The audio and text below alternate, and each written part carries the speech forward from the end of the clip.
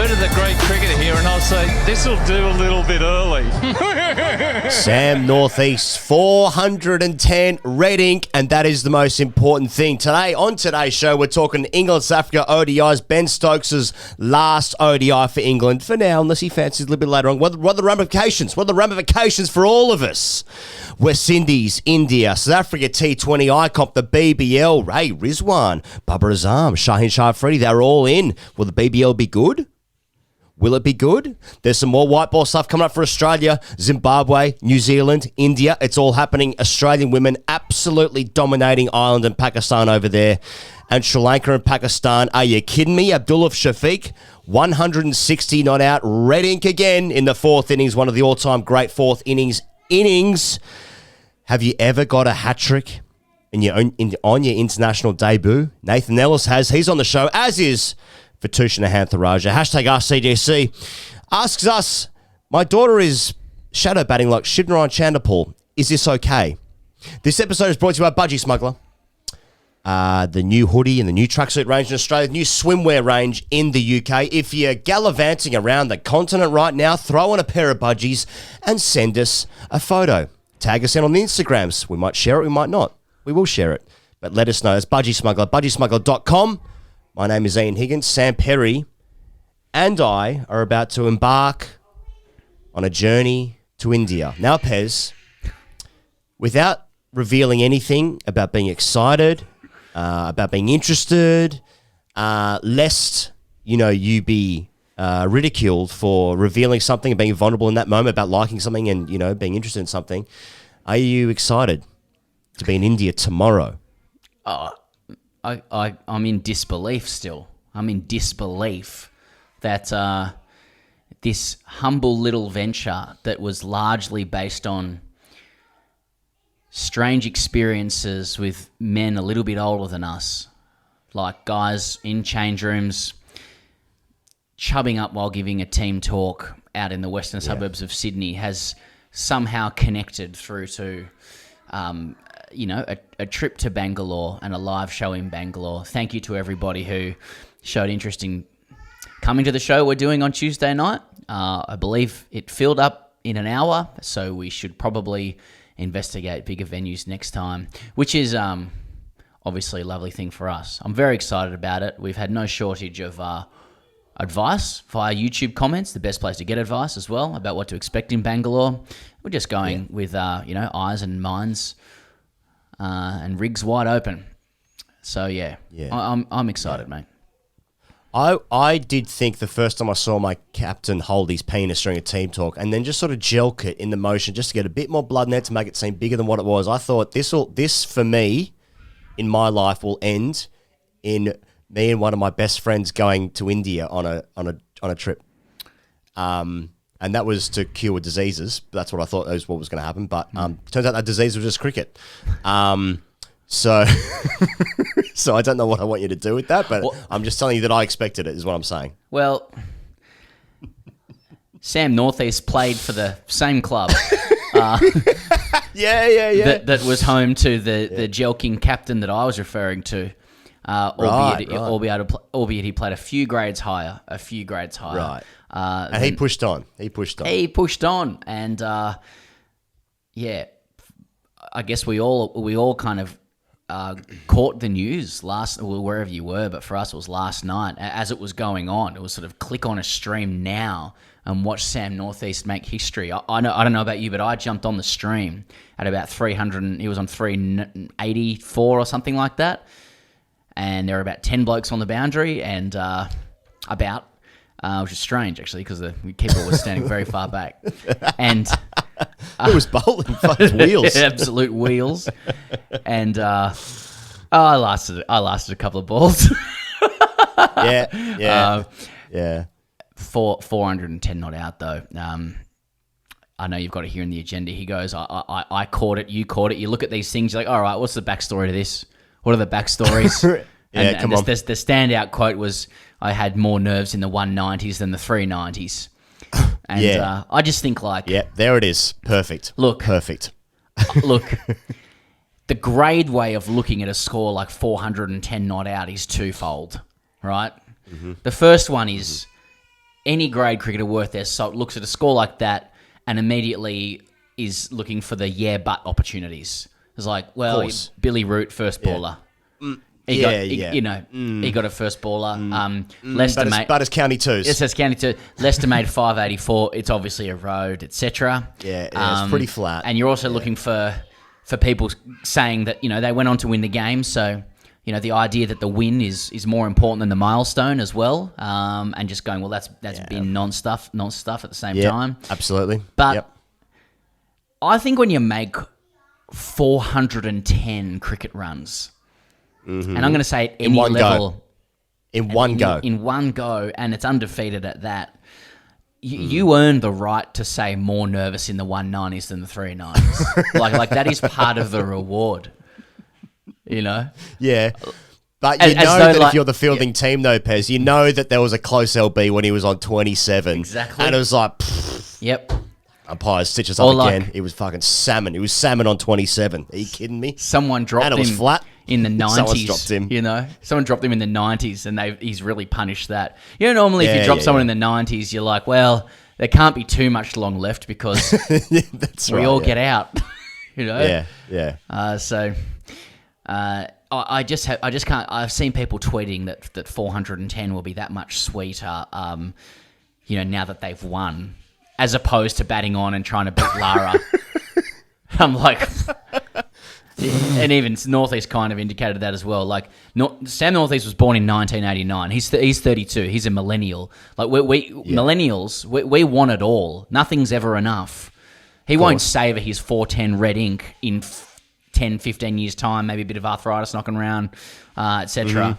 He'll spend the rest of his life thinking, I was just 90 away from being number one. At the moment, ninth best first class innings. I'm just saying it's good. Yeah. Let's take it away a bit. I mean, it's top 10. Yeah. It's not. But it's not. It's not 501 Lara. Yeah. It's not. He's not going to, I'm not sure who his bat sponsor is, but they're not making Sam Northeast 410 red ink bats the Lara 501 stick. Well, they're not it's anymore. A good number. No way. It's a good 410 is a very... I remember looking at Graham Hicks 404 and just... It's a gargantuan number. 400. Yeah. It's not even... I was going to say it's not even 300. I'm sorry. I mean, this is happening to me again. It's happened to me last time talking about Reece Topley's rig. Yeah. It's astronomical. It's pretty good. I mean, it's top 10. Yeah, it's good. I mean, as you say, though, it was flat, though, wasn't it? It was pretty. And sort of Leicestershire was missing a couple of blokes because they had a wedding. Yeah. So there's a couple of academy guys in there. And, I don't know. I was happy to see they gave themselves enough time to bowl Leicestershire out. And I thought Hogan and Nisa bowled quite well, 4 for and 3 for respectively. That's what I took from this game. I like the idea that in many years' time, like his 410 will be sweeter because of the win. Like, because let's say in 20 years' time, let's say in 2 weeks' time, when people are referring to this innings at the end of the season, perhaps they're talking about great individual performances. Like, what happened? Glamorgan win that game. They get the 11.32 points for the batting points. They got the batting points for that. Yeah. Was that how did that 795 for 5 declared?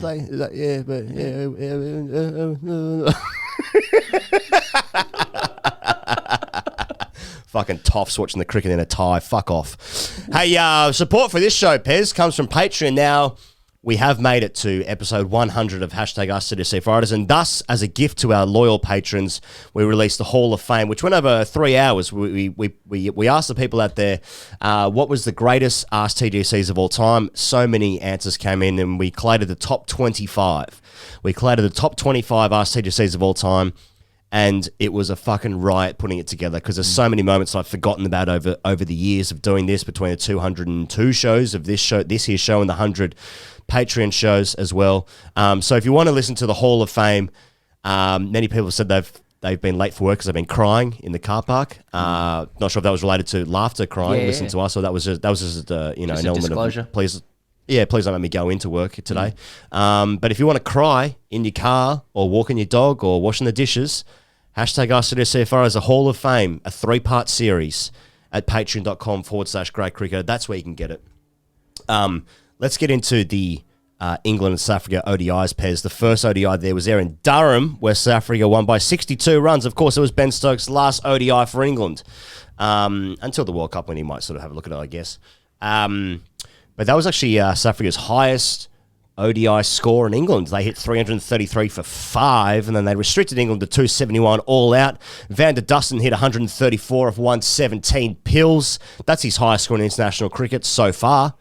In reply, Joe Root hit 86 off 77. That's his 52nd score. Now, I wrote this in the agenda page. This is some notes. There's also a bit of stat dog stuff, woof woof. But 52nd score of 50 or more in ODIs for Joe Root. He averages more than 50 now in ODI cricket. I knew that he was an exceptional ODI player, but like, I didn't realize it was that good. That's fucking amazing.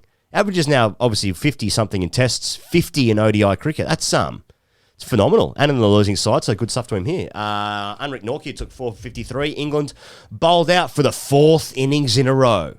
I'm not sure if there are any takeaways from this game. I suppose it was Ben Stokes' last game. He got out by Aidan Markram, reverse sweeping, kicked one in front, and then the game stopped after to applaud Ben Stokes' contribution to England in ODI cricket, which starts to get into a little bit of Equinox stuff because he'll play another 150 games for England, but not in this particular format.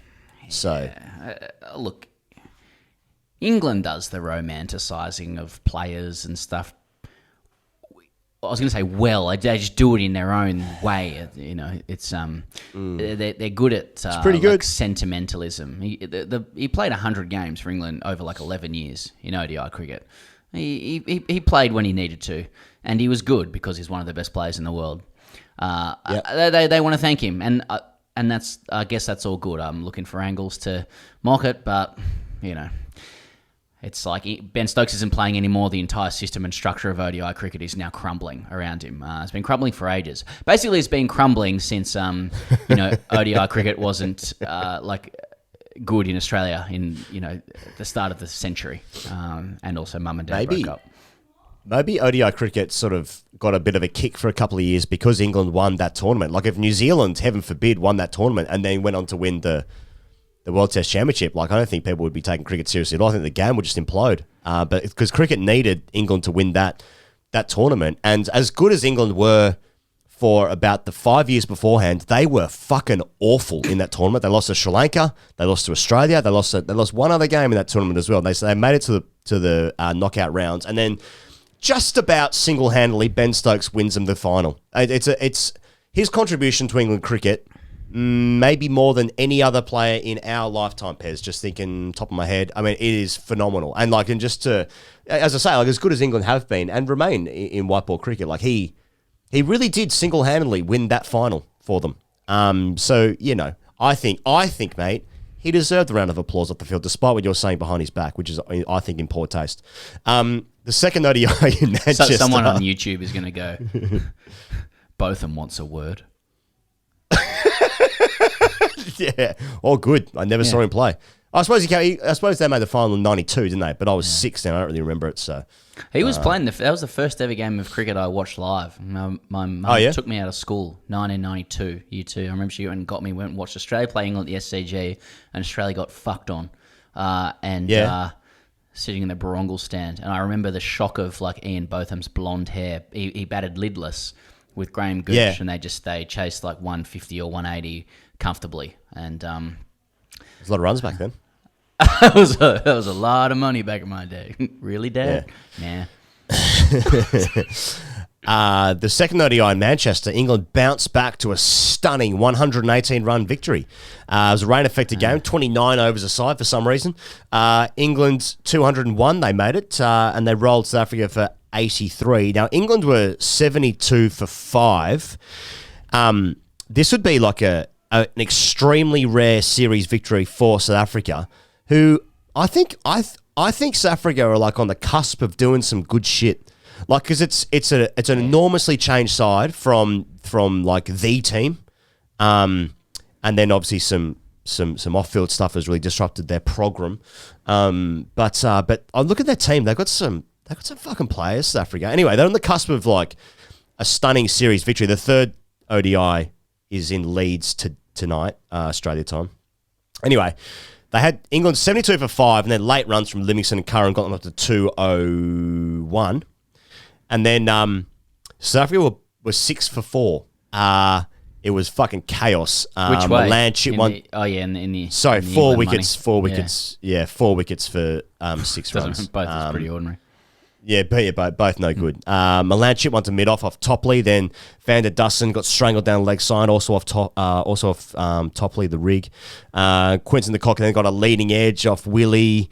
And then Aidan Markram got a diamond duck where he tried to run a leg by to Josh Butler. And then all of a sudden it was fucking 6 for 4 and then the game was over. So then they got rolled for 83 in about 20 overs. So that's no good. But you look at South Africa's team and they've struggled a little bit in recent years, but I mean they beat India at home, which was an upset. To be fair, that was an upset against a very strong Indian team on the rise.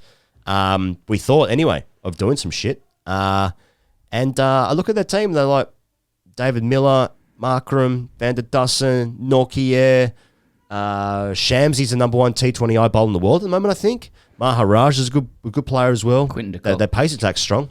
Quinton de Kock's a good player. Yeah, but we don't even know if they're going to play in the World Cup now, so, you know. Yeah, there's that. Who gives a shit? There is. No one cares about this format anymore. It's dead, remember? Yeah. Sorry, I keep forgetting. Yeah. I keep thinking we should talk about it because there's a World Cup next year, but that'll be the last one. We'll let India win that one, and then we'll just play the IPL for eight months. England's ODI kit is hot as shit as well. I really like it. Do you like it? They do a good kit. Yeah. I'm colourblind, so it might mean it's shit, but I'm a fan. Yeah. Yeah, I think it's hot as shit. I think Moeen Ali looks good in it. Yeah, so I'm just we can talk about leading edges all we want, really, but it's a noncy thing to say. I understand, but you know, it's just how you I about feel. to buy the kit? Yeah, absolutely not. No, I can't afford that right now.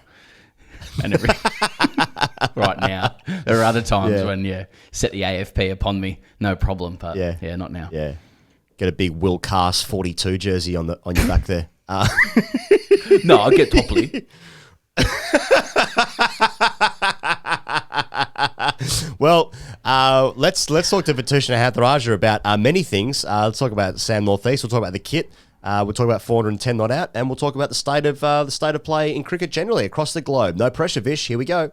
Right, you might know him from the very popular Football Ramble show, but he recently took on the associate editor role at ESPN Cricinfo. He's a long-time friend of the show, and frankly, it's no exaggeration to say he's one of the very best cricket writers on the circuit. It's VITHUSHAN EHANTHARAJAH on the Grade Cricketer. Vish, welcome back. Thank you for having me. That's I think that's the most serious intro I've gotten so far. Oh, well, you were 20 minutes late, which was deeply offensive. And there we go. It was set off air. Yeah. And that didn't seem to bother you in the slightest. So obviously someone's doing well. So it is great to have you back. Hey, Vish, we're into this weird white ball phase of the English summer. Look, the way I see it, England's got a good kit. There's forgettable games coming thick and fast.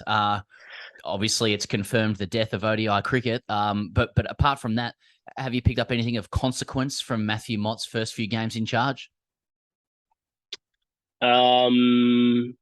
He's got young looking legs. You know, when you're like in the press box. You know, young looking legs. You know, you're in the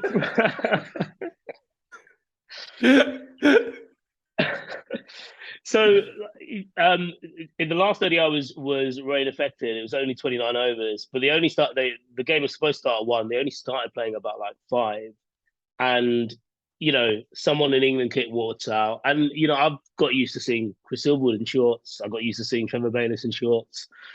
I realised, even though I've covered a bit of women's cricket and I've covered, you know, women's Ashes matches, I've not really seen Matthew Mott in shorts, even though he wore shorts back then as well. And yeah, I noticed, you know, he came out, they were setting cones, and I was like, who is that? Like from afar.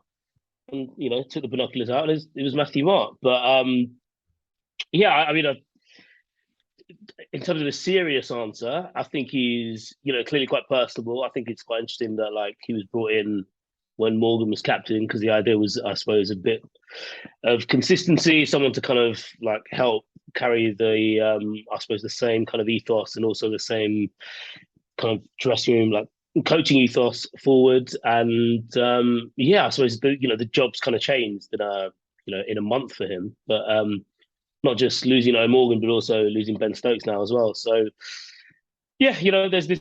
I'm at Leeds at the moment. There's the decider of the SA ODI series today. So and obviously we'll judge him harshly for it. So yeah, we'll see what he's made of. Ben Stokes's ODI retirement, Bish. I think it's well documented. I think it's a fact, is what I should say, is that England have been like the most flogged since COVID. They played the most games all over the world, etc. So like, is his retirement an England thing? Is it a cricket thing in general, or is it a Ben Stokes thing? Why did he retire? Like, which one of those three is the definitive answer? It can only be one. I think it's a Ben Stokes thing. Yeah, I didn't know you were going to give me that third option, but I think that's spot on. I think it's a Ben Stokes thing, because I was thinking about it. If the fixtures were skewed differently, not just a gap, but if the ODIs came first and then there was 6 T20s basically back to back, and then some ODIs. I was thinking like he probably wouldn't retire from T20 cricket because there's a World Cup later this year. But I wonder if that would have made him think, oh, you know what, I'll retire at the end of this World Cup, because it was quite impulsive. Bear in mind, like a few days before he was announced that he wasn't going to play in the T20 series against South Africa. He wasn't going to play in the 100, but he was definitely going to play these ODIs. And then, he plays. Supposedly he played, the ODI at Lords against India, and thought, you know what, maybe this isn't the format for me. And then then in that South Africa series, when he's having been announced in the squad, he announces the day before the first game that he's retiring and that this game at Chesley Street is going to be his farewell. And it's also a Ben Stokes decision because he just looks fucked at the moment. Like, he looks exhausted. It's a really stupid thing to say because, of how time works, but that Durham ODI was the oldest I've ever seen him look on a cricket field. And it was because, it was the oldest he's been on a cricket field, but also in terms of like, he was doing all the Ben Stokes things, but then he was doing some old man things. He was like, it took him a while to get up. He was holding his hip after he bowled. And he's a cricketer because he throws himself into quite literally everything. He's got a bit of an addictive personality. You kind of need to pull him back on a few things. And I think that's, as impulsive as it was, probably right that he retired from one of the three formats. It just jars a bit that when you look at the raw numbers, and also I suppose the match-winning performances, ODI cricket is his best format of the game. Bish, last night, I guess Australia time, Sam Northeast finished with 410 not out, 410 cricket runs. You know him. You've done a podcast with him. I don't know if he still does that podcast or if you guys still do it. It's a really good show. I like listening to it when it comes out. But what does any of it mean? And I guess, like what can you tell us about Sam Northeast, from his personality to, I suppose, his legs as well? I think he always wears trackies, so maybe he's ashamed of his legs. Also, when you don't know what to say, we just start talking about people's legs. That's why Ben Stokes looks so old, because he's been next to Matthew Bott's legs the entire That's time. right. That's why it's a competition. Yeah. How about that? 410 is too many. Yeah. It is too many. He said so. He did an interview yesterday with my colleague Matt Roller while he was on his way to a barbecue. So, he said I was in the 390s and I hit a 6. What was I doing? I read that interview, and he was saying, I'm really happy. Like I've actually had to pop down to some other place. This barbecue, it's been booked in for a little while. It just turned out that his friends and his family were going to be there, especially his friends. He's like, oh, of course I'm going to go to it. If you hit 410, you're definitely going out with your friends. Yeah. Are you? I feel like you'd want to hang around with the people who judged you for so long and just, constantly remind them of the thing you've just done. No, I mean, it's mad really, because if you think about it, so like at the start of 2020, so the podcast you talk about, 2 Hacks 1 Pro, was a product of lockdown essentially, and maybe a week before we started it, so we started it and we thought this would be really cool. Myself, Will McPherson of the Evening Standard, a pro. We talk about the game's issues or whatever, and then we have his perspective as someone who is entrenched within the game. And then a week later, England announced a 55-man COVID squad, and he was nowhere near it. And obviously, like, part of our reasoning behind doing it, part of his reason behind doing it was like, maybe it'd be a quite cool point to talk about his career. And one of the examples I gave him when we talked about it initially was Ed Cowan's season diary, which happened to coincide with his big Sheffield Shield season, and then he gets picked for Australia. A week, and it's like, you know what, you're not even the 56th best player in England, mate. So don't worry about it. And like we can joke about it now, but at the time he was like, "Yeah, lads, I think maybe I don't want to do this." And we're like, "Yeah, fair enough." And so it's pretty cool that he's had this knock of substance. And he said in the interview the names he's alongside as well. But it's kind of, he's been around the game long enough, and he's almost synonymous with the red ball game in England as the thing you don't want to be, which is the best player never to have played for your country. No one wants to be that guy. And it's quite cool that he has this. And who knows, don't know what's going to happen the next few years. If they don't give a shit about ODI cricket, they'll probably give him a cap. Who knows? But I think it's quite cool that he has this thing that he's basically left an indelible mark on the game. And I think people come into it never really expecting to do that, but God, 410 not out. He's going to be in terms of history, his name's going to be there for a long, long time. Yeah. Gives him a great opportunity as well to say that, like, that wasn't even my best innings. My best innings was my 133 against Durham that time, because it was sort of moving around. But my 410 was up there, top 5, but it wasn't my best. Vish, given what you may observe with what's happening with the Big Bash and the new South Africa T20 League, do we like the 100 yet? Are we allowed to like the 100 yet? Is it good? I think you're allowed to like the 100. I think you're allowed to tweet about liking the 100, provided you have your replies off. In fact, I would advise that.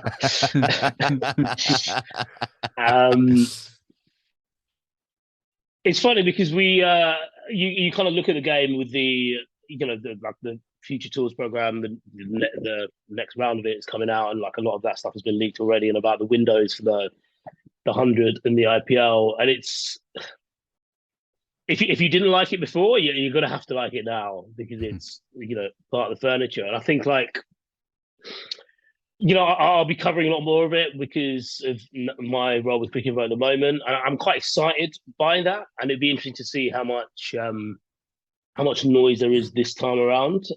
Because I think the thing that people who criticise the 100, of which I think there are a lot of faults with it, but I think the issue is that, like, it's a little bit like the Test side with Brendan McCullum, and the fact he's like, you know what, this is our squad. And it doesn't matter if no one scores any runs, this is the way it's going to be. And the ECB are that belligerent with the 100 that it's like, if they're not going to listen, people tend to stop complaining, especially on an issue that is, while it is serious, there are other much more serious issues going on in the world. And so I think people are just going to be conditioned to it. And I don't necessarily mean obviously it's not a good way of putting it, and because I don't think being conditioned to something like that is necessarily a good thing. But I think people just, certainly the people who are vocally against it are just going to find themselves so ignored that they might just get bored of complaining. And that's generally how the ECB has operated in this kind of stuff. People eventually get bored of complaining, or will fuck up a different way and they'll complain about that. Last one from me, Vish. Learnt the other day that Mark Wood's got a book coming out, and you wrote it with him, or wrote it, or I don't know what the arrangement is, but I presume that you were involved in writing it. perhaps you can explain that. But he's always struck me as a funny bloke. We've never managed to get him for the pod, but he seems to be a really interesting guy. He's certainly frightened the shit out of half of our bats out here over the summer. Tell us about the book. Why'd you do it? And what can people look forward to reading? So the book is a not so helpful self-help guide by Mark Wood. And the reason we came up with it, and I suppose the reason we have that hook is something that he'll, he would happily come on and talk about and admit, is that when we kind of came together for the idea, the first thing he said to me was like, right, so I haven't really done much. And I was like, what, writing? And he's like, no, like, I'm not. And he just listed all these players. And he's like, I've not achieved the same things that these players do who maybe you'd want to read about. And then I had to remind him that cricketers are primarily quite boring. And I was like, they like flat whites, and they like making flat whites, and they like tweeting about where's the best place to have a flat white.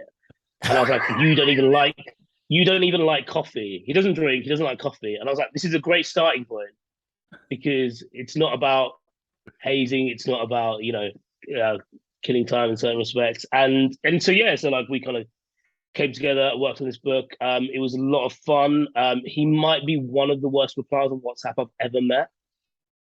Right. So it took a bit of time, but it's out September 15th, and it's kind of just using his life and experiences to, I suppose, give advice. Like he's been best man 3 times. He's very good at giving best man speeches. There's a section about that.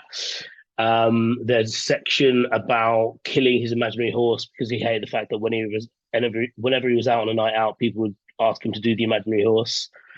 So he killed it at an ODI in 2018.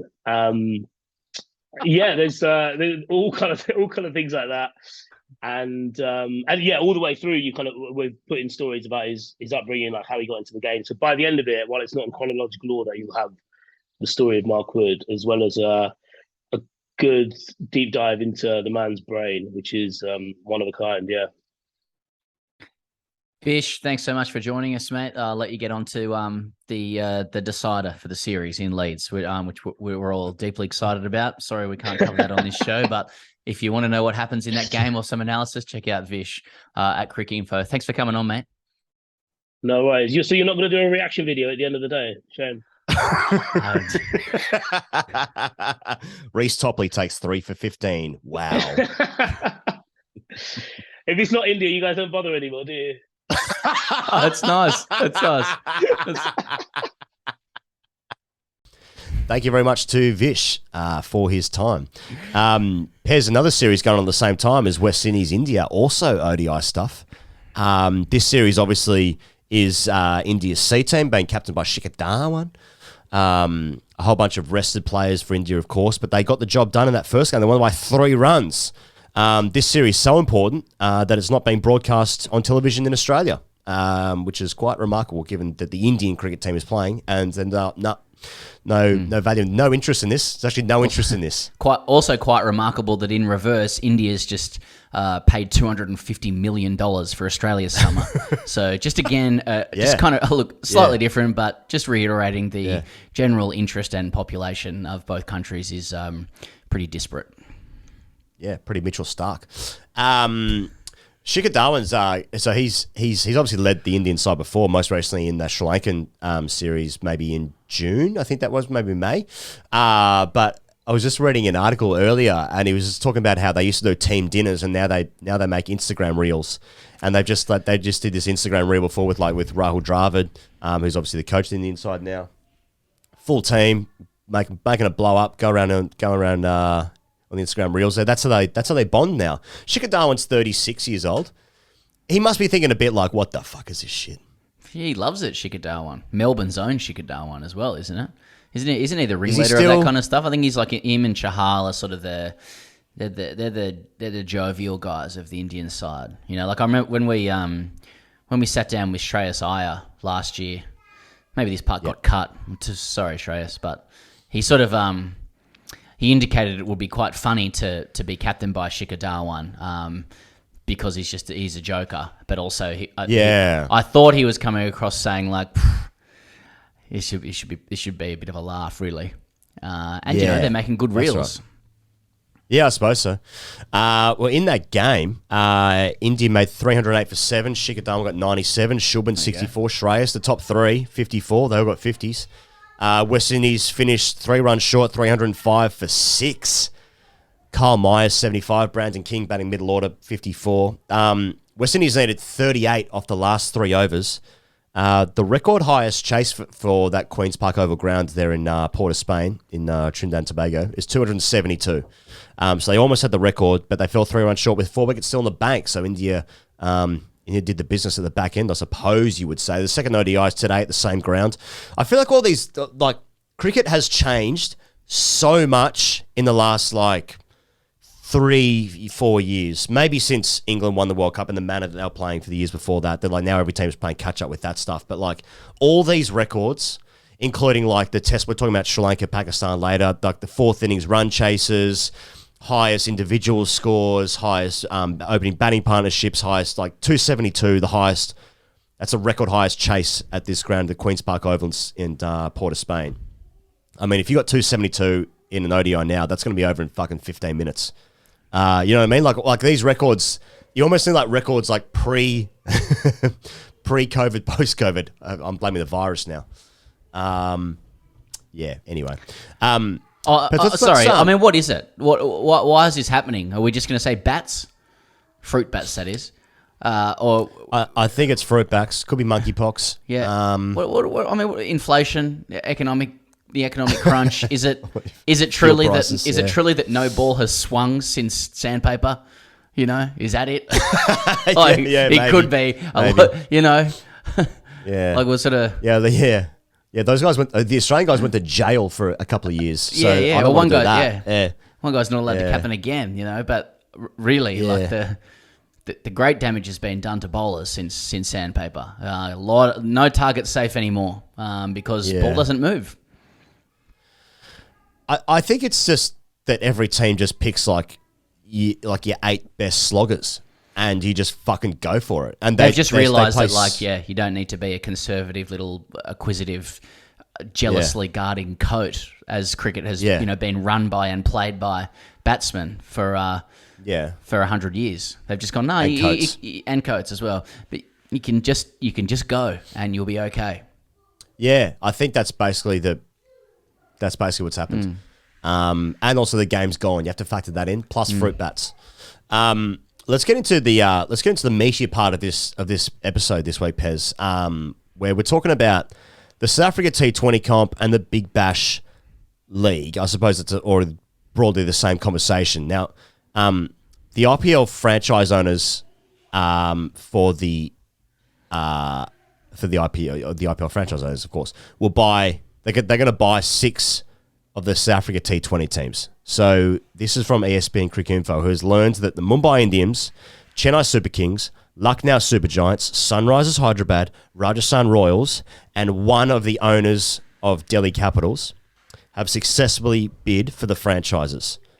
The league will be run by Cricket South Africa in partnership with television broadcaster Supersport. Graham Smith is obviously the head of CSA at the moment. He's going to be running the competition. This is obviously the 3rd time that South Africa's had a crack at a global T20 league, but this feels like some real deal because all six of the teams are going to be owned by IPL owners, and therefore I reckon there's probably going to be a bit of bunts knocking about. The Australian reaction has been interesting to it. I think when you highlight that the IPL franchise owners will now also have investment and own these teams, and that there's something similar is being mooted for the Emirates competition, the UAE one as well, a little bit less developed, but in many ways more concerning. We'll come to that in a second. I don't think it's unreasonable to suggest that we're moving towards, if we're not already there, an IPL kind of monopoly over cricket, and that cricket is its operating model is changing, before our eyes, 18 months, 24 months. It could be much more akin to the Premier League, much more club-based and international windows. It's interesting from an Australian perspective because there's a lot of accepted wisdom that seems to suggest that this big three concept of like India, England, and Australia has all three countries safeguarded, that their domestic tournaments, if you accept that they're the new, money maker of cricket, that their domestic tournaments via the ICC are now being safeguarded. But as I see it, the IPL definitely is, of course. The 100 is at the moment. It doesn't seem that way for the BBL to me. To me, it looks like the BBL is in a tremendous shit fight when it comes to competition from the South Africa League and then the Emirates one coming in as well. That it probably, due to its structures and stuff and the fact that it's kind of owned by clubs and isn't run by private equity, it can't offer the same amount of money to players as these other two competitions are proposing. It also runs up against Australia's own international cricket window as well, so it doesn't really have exclusivity in any way. And it's got some challenges. They may be able to be overcome, but like I don't really place Australia in the same position as like India and England when it comes to this kind of stuff. No. There's some really interesting developments ahead, and I know you've got this in the agenda as well. But even like Ponting and Khawaja, two pretty senior voices in Australian cricket, gave word to that in the last 24 to 48 hours, just saying that like, oh look, players are going to go where the biggest paycheck is, and for many that may mean just playing half the BBL and then the other half in South Africa, or just cutting the BBL altogether and going to the Emirates comp. So, but then again, the other perspective, mate, is that I kind of hope the South African comp works out for South African cricket, because it needs it. It's in strife and it needs something to work out. And I'd love a strong South African. I'd love strong South African cricket. There I said it. So yeah. No, mate, I actually had the exact same thought. I thought that just watching South Africa play in this England white ball series, and there's test matches to come in August. And just having followed South Africa during that India series where they won at home 2-1, South Africa have always had really strong teams, and they've got really good players always. And South Africa deserve a really good, strong T20 league that will buttress the support and foundations for hopefully Test cricket, because that's what I want, and therefore it should be so because I want that. Yes. But to your point, Ricky Ponting's quotes. He said there might be more pressure on Cricket Australia now than ever before. I've got no idea what Cricket Australia are thinking as far as the current model they've got, but it just seems that if you look at the draft already this year and you look at the player availability, it looks like the majority of the players are pretty happy to commit to the BBL for the first 6 or 8 games. Then the South African tournament is going to start up in mid-January, and you can guarantee the players are probably going to look to play the first half here and go and play the second half over there, which for a tournament like the Big Bash is not ideal. So if there are ways around that and ways that can be changed, then I think Cricket Australia can most definitely have a look at that. It's a very interesting point because if you look at the 3 Southern Hemisphere teams, international teams, South Africa, Australia, and New Zealand. South Africa and New Zealand have tried to mimic what Australia has with New Year's Test matches and a Boxing Day Test. And it just hasn't sort of taken up as great a momentum, basically because Australia gets the prime test matches on those days. So when New Zealand come out here, when it's Boxing Day and it's New Zealand's turn to tour, well, Boxing Day is going to be the MCG. We're not going to fucking Christchurch to that. Same with like Joburg, or Cape Town. We go over there in like February when it's like out of season to a degree. And now India and England, they obviously Northern Hemisphere summers, they can move around that. There is no date which is set for, like the Lord's Test isn't always like June 1 or whatever. But like ours being the Australian summers are linked to Christianity. Our summers are linked to Boxing Day, the day after the Lord was born, or some shit. And then the Gregorian calendar of the New Year's Test. So like that, and that's like a staple ever since about 1993 or some shit. Before then, that wasn't a thing, but they made it a thing. And now it's interesting because now the summer must revolve around those two specific dates. But it doesn't work. It doesn't work anymore. That's going to have to change. Now, like, Boxing Day test is fucking good.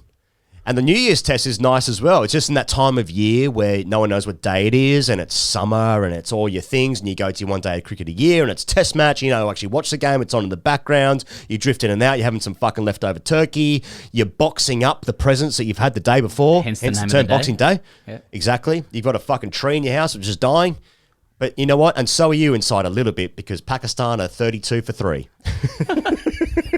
What?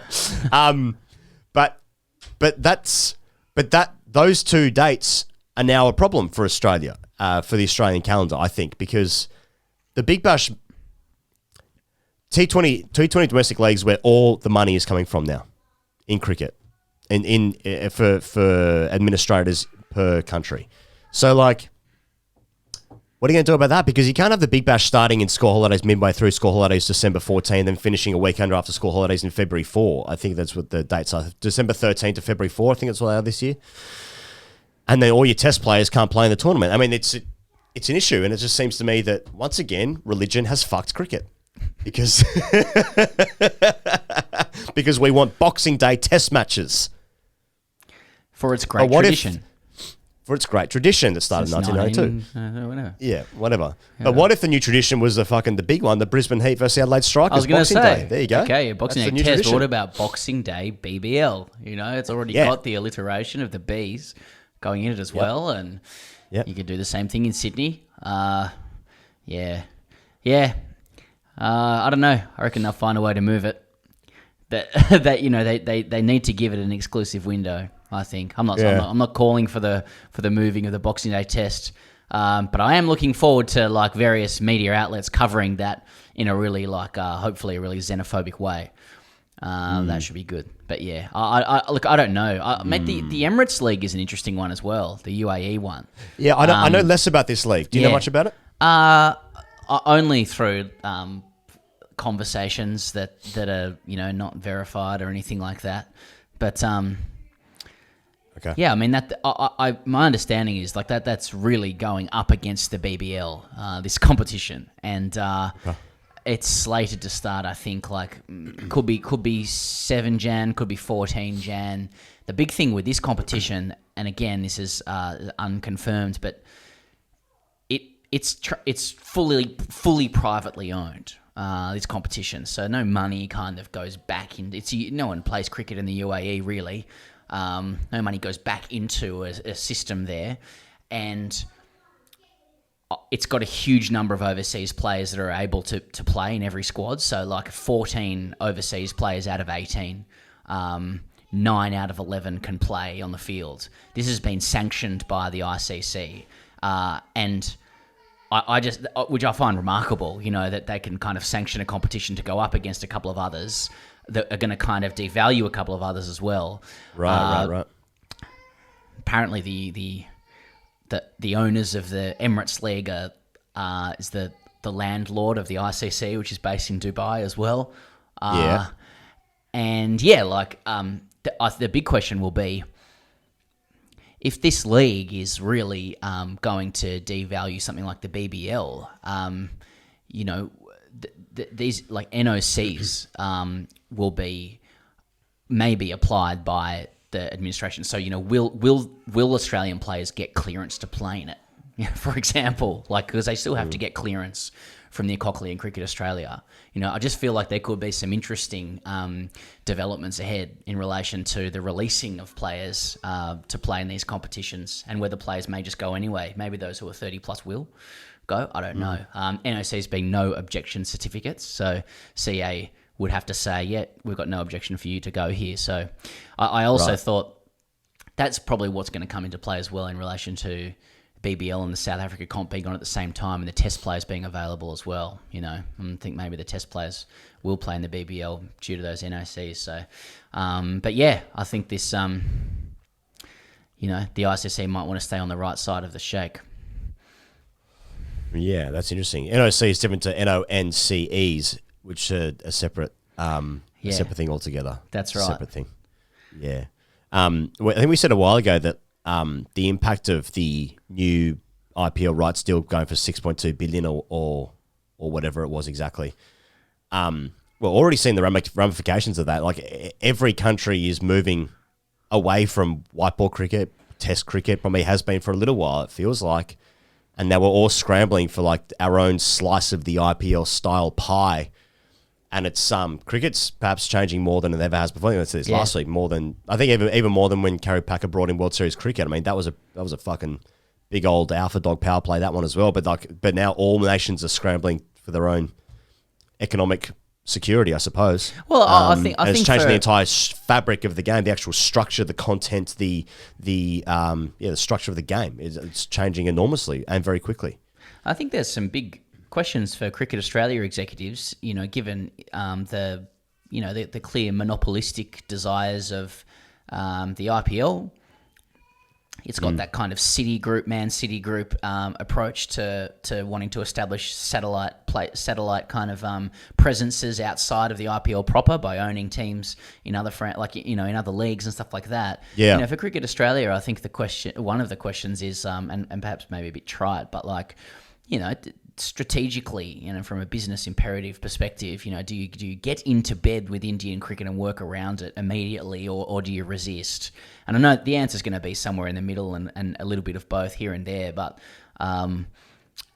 it'll be interesting to see in 10, 15 years, how Australia is positioning itself within it, because I wonder how much Australian cricket's might be getting left behind a little bit. The Big Three concept was, I think, popularised maybe 10 or so years ago.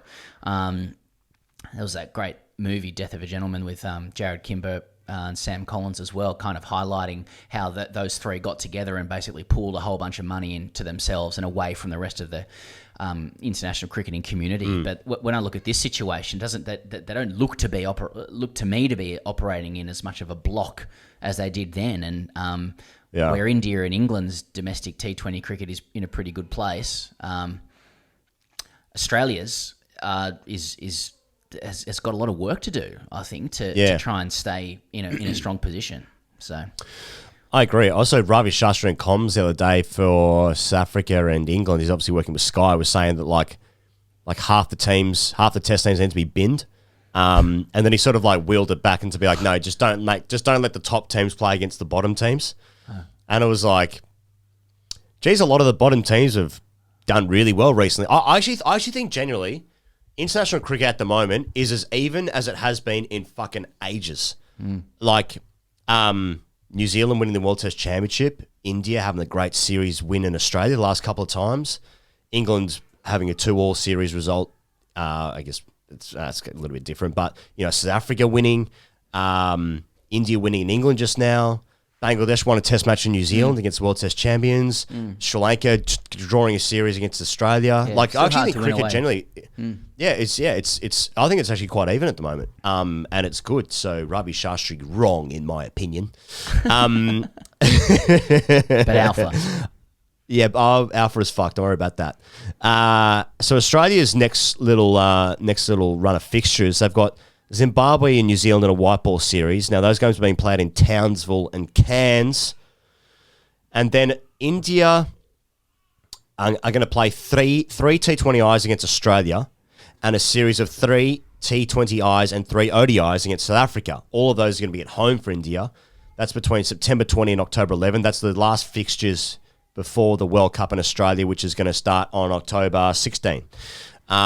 So the three T20Is against Australia will be played in Mohali, Nagpur and Hyderabad on September 20, 23 and 25. This has just been announced. So they've sort of just jammed those in. Yeah, Australia, 3 games over there, I guess. Yeah, absolutely fucking bursting for those ones. Good preparation for Australia. Just go play in India. Just getting a plane. Yeah, play pop over there, 3 games. Come back here, playing completely different decks. But yeah, I guess some money for all involved, so that works out pretty well. So yeah, Australia's preparation for the T20 World Cup. New Zealand, Zimbabwe in Cairns and Townsville, 3 T20s in Mohali, Nagpur and Hyderabad. Good stuff. Look, it's a tenuous connection. But Good stuff, mate. good Yeah. stuff. Well, look, last year in the T20 World Cup, JL was coach, and maybe this time around, we've learnt through the week. Speaking of Ponting's comments, he goes that he won't be coaching the Hurricanes, and Ponting made really clear that Lanka was Ponting's first choice. First choice. They've gone with Jeff Vaughan, who's been assistant coaching Australia. He's also been coaching the Tassie team as well, the Shield team. Ponting said everyone that I've spoken to around Tasmanian cricket or around the Australian cricket team just had glowing reports about Jeff with his coaching ability and his coaching style and his people management. I think that's exactly what the Hurricanes need right now. Just going for a people management guy, and Lanka was first choice. Now, JL is unnecessary.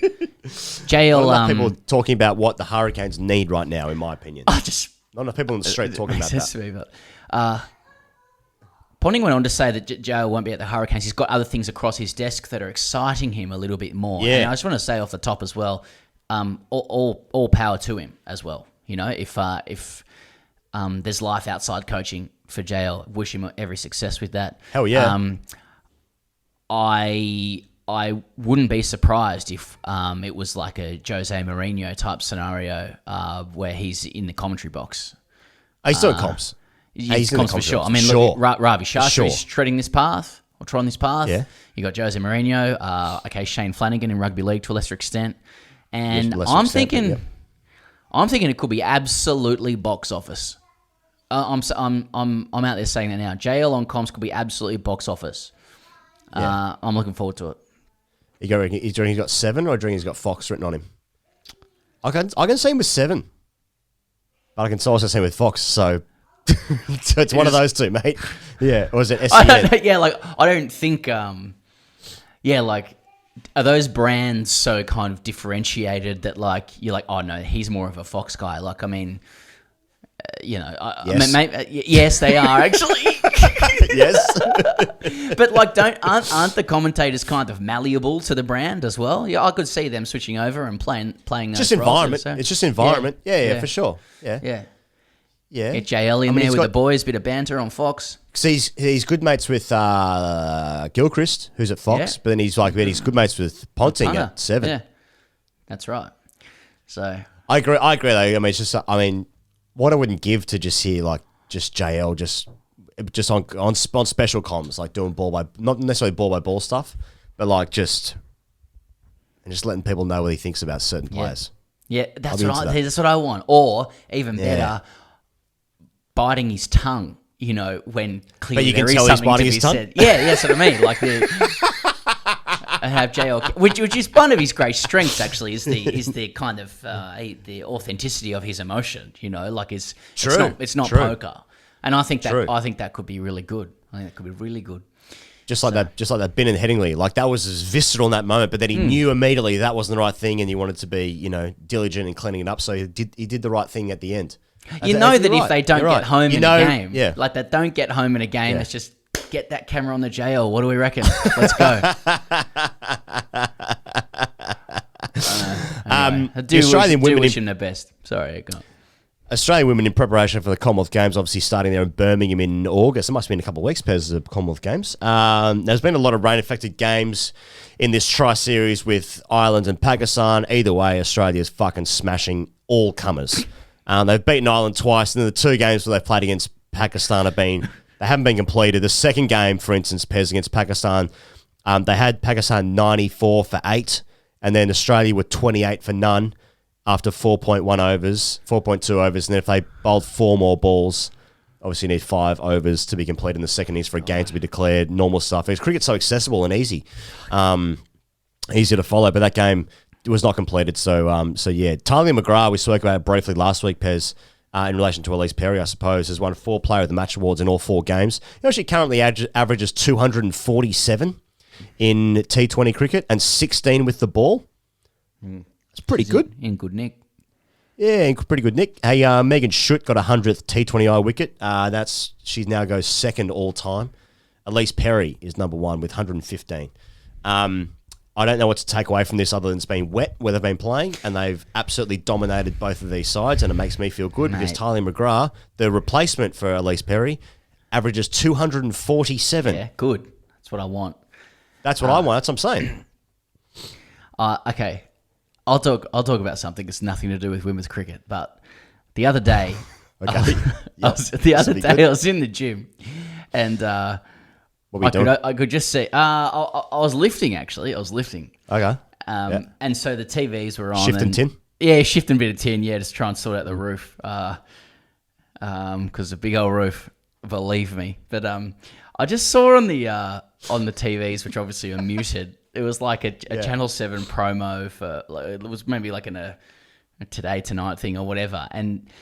There was a bloke sitting there, and he looked really familiar to me, but also he was just exceptionally good looking, blonde hair. Right. Just the chisel on the jaw was unparalleled, and I was like, I recognize this bloke from somewhere, and I don't know. I just couldn't place it. I didn't know how to place it. Yeah, and it stuck with me for days, and then it came to me that it was Cody Simpson, the swimmer slash pop star. Yeah. And so I started looking him up. And, mate, I'm saying this just from a rig perspective. Like, this bloke has the fucking most sensational rig. I'm talking about Com Games. Yeah. Like, I can't believe the strings to this bloke's bow. Like, he is... Hey, the rig is unbelievable. Swimmer's rig, six-pack, etc. He swims for Australia after... rather successful pop career, like pop music. For going from that to swimming for Australia, no less. He's dated Miley Cyrus, and so he's dated Miley. So he's got all these like extremely sexy pictures with Miley Cyrus. You know he's dating Emma McKean at the moment. Australia's mostly. I was gonna say. Oh, sorry. And then he goes from Miley Cyrus. There's a couple in between. Don't get me wrong, you know. So I'm sure he's done plenty of cases in his time. But and then Plenty of laps following the big black line. That's right. Mate. Yeah. That's right. Up early, punching through his laps. But and now Emma McKeon, who's like the she walks like the Amazonian goddess of like swimming. You know, she's just tall and angular, and it's back and shoulders, and Australia's most successful ever athlete at the Olympics, and obviously wheels in the pool. And how the wheels on it? How's the wheels on it? And then I go on his Instagram, and like he's playing Elvis songs. He's doing shoots, and then he's just got the shoulders and the rig out, punching through laps. I'm like, this bloke has got it all. He's truly got it. I couldn't believe. You know what he was, Pez? He was kissed on the dick. That's what he was. This bloke, has anybody been... Just the shock of blonde hair, you know? It's Aryan. Yeah. It's unbelievable. Yeah. That's a lottery. To be desired, you know, the Aryan stuff. I'm just saying, I'm just trying to describe what it looks like. But it really got to me just from, in terms of, like, this bloke could walk into first grade at any club on rig alone. Like, it is... Yeah. And just to have, like, the ability to... play music and just the pipes on it, and I'm not talking about his arms, but it's a double pipe. Yeah. He's a brilliant singer. It's a double pipe. Yeah. I just look. Yeah. We're talking about Com Games and rigs. Like you see a rig around Olympians, but to go rig and Miley Cyrus pop star, like to be Hollywood like that as well. That's I'm all in on that. I'm all in. Yeah. I'm paying it. Well, you and many other brands. Because I was actually reading something the other day about how several brands have pumped like millions into the relationship with him and Emma McKeon. What do you mean pumping money into a relationship? What do you like? What, as in, like to keep it going? Like a car, fucking helicopter rides. I put so much money into this fucking car, absolute pit, the money pit.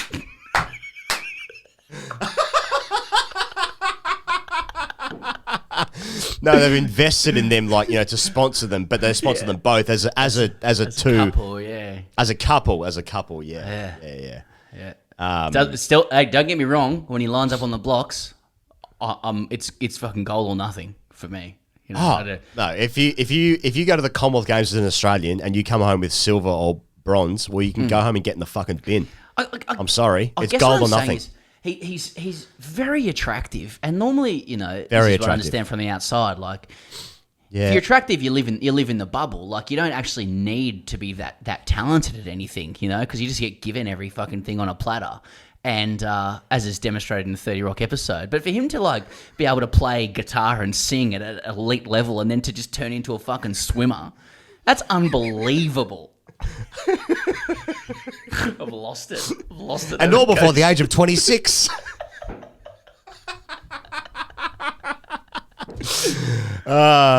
Hey, Sri Lanka and Pakistan are in a test series. Angelo Matthews, another rig. Yeah, that's right. So we didn't get to see the conclusion at last week's episode, but Sri Lanka made 222 in the first innings. Pakistan made 218, so 4 runs behind. Then Sri Lanka made 337. Chandimal, after getting 76 in the first innings, got 94 red ink in the second. So Pakistan needed 344 to win, which they did 6 down.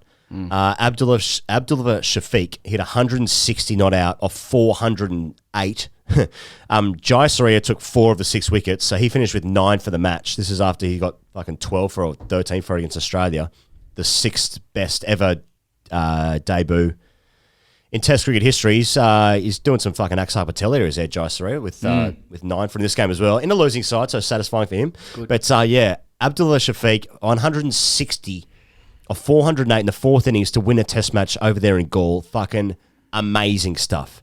The second Test, along with every other game in the entire world, starts today, also in Gaul. And Angelo Matthews will play his 100th Test match for Sri Lanka, of which I'm going to guess there's probably not that many guys in Sri Lankan Test cricket history that have played 100 Tests. I couldn't tell you how many there are, but I reckon there's less than 10.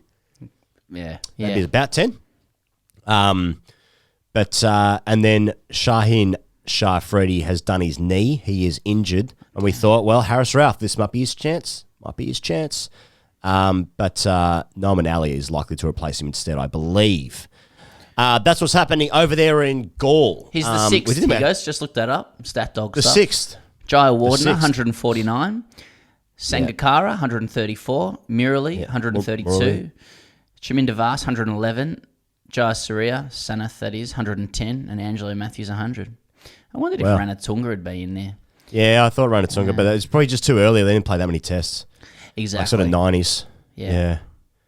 It's like Aravinda De Silva would be up there as well. He was a fucking good player. Aravinda De Silva played 93 Tests. Ranatunga played 93 Tests. Yeah, it is good. Atapatu, 90. This is just I'm feeling good with these names now. Yeah, me too. What about Dilshan? Tilakratna Dilshan, 87 Tests. Samara Weera, 81 Tests. Yeah, some good players. That's good players. Hashan Tilakaratna, 83. I remember him as well. Back when they used to come out. I used to like Guru Sinha. He's only played 41. Yeah. Okay. Yeah. Mahanama. No, they all 52, play for Endeavour Hills. Harath. Bunted and Endeavour Hills. 93. Yeah? 93. Yeah. 93. That's good going. Hey, we didn't speak earlier about how the Big Bash, though, they got 3 Pakistani players, Babar Azam, Rizwan, Shaheen Shah Afridi, all playing, nominated for the draft. And that's fucking... That's good. I reckon Australia would do well to go into that Pakistan market because Pakistan have got some fucking guns. And everyone says that we've spoken to, the PSL is the next highest standard after the IPL. But it's like it's shunned because of... There's a bit of stuff going on with India, Pakistan. I don't know if you know about that, but it's definitely a shuns tournament. And none of the Pakistan players can play in the IPL. So I think Australia would actually do well to lean into that a bit and attracting those 3 players especially. I mean, they are fucking guns. They'll be the best players in the tournament. Babar Azam might be the best white ball bat in the world. This is hot shit here, guys. That's hot shit. Babar Azam is one of the best sticks in the world. He's probably second after Joe Root at the moment. Mo Rizwan's face salad is unparalleled. That is the best in the world. He's a character. Shaheen Shah Afridi is a monster. And perhaps this is how we take on India. Really, perhaps we form an alliance with Pakistan, whose best players can't play in India. Perhaps this is shrewd from Nick Hockley and Alistair Dobson, to exploit the Indo-Pakistani conflicts, in particular the wars from 47, 65, 71 and 99 respectively, and to a lesser extent the insurgencies in Jammu and Kashmir. to a lesser extent. Not to be forgotten, though. Aaron, your tour's off. Sorry. I'll schedule this so it comes out after we get back. Good. Pez, we're going to speak to Nathan Ellis, but we need to thank our dear friends at Budgy Smuggler. I know we've spoken over the last few weeks about people's Instagram feeds here down under and perhaps across the lands, Northern Hemisphere, Southern Hemisphere, wherever you are, Western Hemisphere, Eastern Hemisphere. If you're in Japan, listen to this. Your Instagram feed will just be littered with people gallivanting across the continent right now. Maybe they're in Scotland. Maybe they're at St Andrews. Maybe they are in Greece. Maybe they're in Mykonos. Maybe they're in Portugal. But people are out and about. They're on the Amalfi Coast. That's what they are. A lot of people on the Amalfi Coast on my feed at the moment. And let me tell you, that's a fucking hell of a place. And they should be in Budgy Smuggler because Budgy Smugglers are taking over the world. Oh. There, I've said it. There, I said it. I said it. Mate, I'm moving back to Melbourne in 2 weeks' time. And that will also mean that you and I are recording in person once again and touching at the same time, and people can't see that we're doing that. We're playing footsies under the table, and sometimes the leg slides up the calf, and that's a parentheses. But one of the things I'm looking forward to about moving back down, and there aren't that many things to be honest, but is the opportunity to wear the hoodie and the tracksuit pants that Budgy have sent me. They're legitimately warm. The tracksuit pants especially, they look like a real treat. And as we've been trying to impress upon the listeners and the viewers for the last couple of weeks, budgies aren't just in the Budgy Smuggler game. It's apparel all rounds now. There's a bit of circuit wear if you want to make it that way.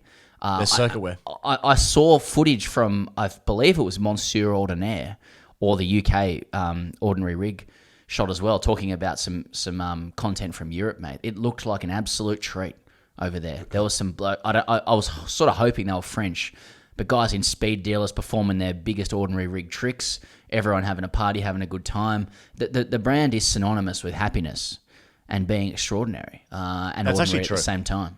That's and true. Ordinary at the same That's time. So wherever you are around the world, swimmers, warm gear, Budgy's got you covered. And if you use the code CHAMP on their website, budgysmuggler.com.au, you're gonna find a little present for you there as well if you chuck CHAMP into the code. So if you once you get your Budgy Smuggler attire, whether it be apparel, whether it be swimwear, whatever it be, whatever the fuck that you've bought from that website, tag us in a little photo, tag us there on Instagrams, and we'll give it a share. Let the people know what's going on with Budgy Smuggler. Use the code CHAMP at checkout, of course. That's budgysmuggler.com. Here he is. Here's the great man, Nathan Ellis. Okay, this bloke is one of the, I think, premier closers in white ball cricket. He's had a rapid rise to the top. He commenced with grade cricket in Sydney, went to Tassie, played with the Hurricanes, to Hampshire. He's gone to the Punjab Kings, all the way to the Australian national side, where he took a hat-trick on debut against Bangladesh, only to have been told he shouldn't have been wearing a watch. Maybe ask him about that later. It's Nathan Ellis. Nathan, welcome to The Grade Cricketer. Thank you for having me. All right, Nathan, you came through the fated Sydney Test cricket system. As far as I understand, it wasn't like you were dominating it early on. Like you were at Randwick Petersham. You changed clubs. So you're a national player who was a club changer. And a short time later, you were playing for Australia. So I suppose my first question is, Randwick must have had a good side. Yeah, well, so exactly right. I think I definitely wasn't dominating and was bowling like probably second, third change, just sort of happy to be there type thing. I didn't play any of the junior underage stuff. I always was one of the first cut. I made the first round and then got cut in the second, and then I was a bit of a late bloomer puberty-wise. Sort of grew up a little bit around 17, 18, and then that sort of all when it sort of happened. I played first grade at Randwick, and Trent Copeland was the one that sort of got me to St George. He's a St George great, and sort of have a lot to thank. Like obviously, we make a lot of jokes at Sydney Test cricket, but I think I owe a lot to it. Did you just on that? Sorry, you go. Let's go. Have you played every grade? Have you played 5s to 1s? I played 2 games of 5th grade, and then I played a whole season of 4th grade, and then I played 2 games of 3rd grade, and then I think maybe 2 years of 2nd grade, and then So I sort of, played a lot of lower grades, but skipped 5s and 3s pretty much. Okay, so do you reckon you're the only Australian player currently to have played every grade?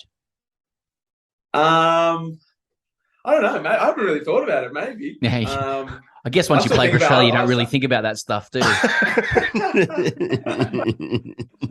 But I still think about my 4th grade team at Randwick was some of the funnest cricket I've ever had, because we had a really good mix of like young kids who were like 14, 15, 16, and then ex-first graders who were literally just trying to get away from the missus, the kids over the weekend, and have a punt and a beer. And it was an eye-opening experience. What about when Randwick played a warm-up game before the 2015 World Cup against Ireland, and Randwick won. Yeah, can you tell us about that game? I can't really remember the scores, but I remember Alpha. Yeah, smashed them. But one thing I do remember is how many of their blokes smoked. I don't know why that stuck with me, and it was like. And I have no idea. I can't remember the score. I can't remember if I did well or had a bad game. But I remember being like, we beat Ireland, and I remember because it was like a, not a charity game, but like a, friendly game where you have lunch together, and I just remember thinking how like all of them smoked. Like it was just a haze of smoke in the lunchroom, and then we went out and played the second half of the game. So, I think they're going to play them again leading into this World Cup. So maybe Randwick can go two from two. So it all takes off for you, and once again New South Wales misses out on like the next big thing, right? But you go to Tassie, and so Adam Griffith is a coach, and I just noticed with your numbers playing red ball cricket in Tassie, 35 wickets in 7 games at 25, and you would have played on some pretty unhelpful wickets there too, I reckon. Do you still face a stigma that because you're not 6'8" bowling 150s that red ball cricket, people will tell you red ball cricket isn't for you, and just generally bowling fast?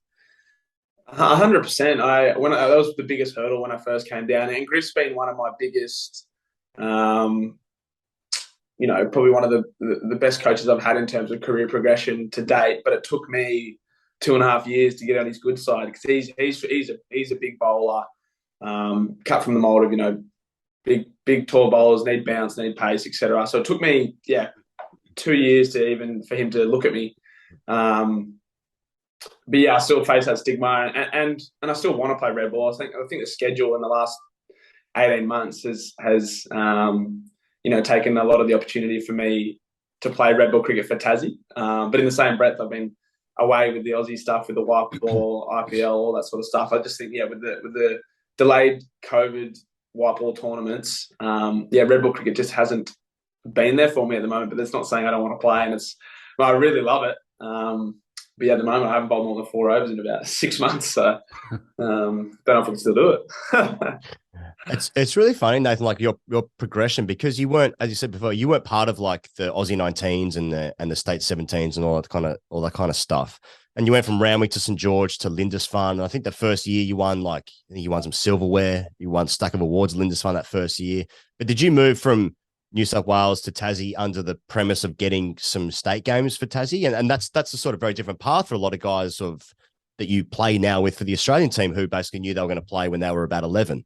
But were you promised state games for Tassie? No, not at all. I was doing well in Sydney sort of consistently, and never really getting a look in at second 11 cricket, or I'd play the odd like trial game at the start of the season. And I was in the Sixers Academy, but I was just basically paying the tolls down to Blacktown and just being a net bowler for the season for the Blues. So I was doing that, and then the opportunity arose where one of the selectors just basically asked an ex-Tassie cricketer who was playing for St. George, Steve Casalino.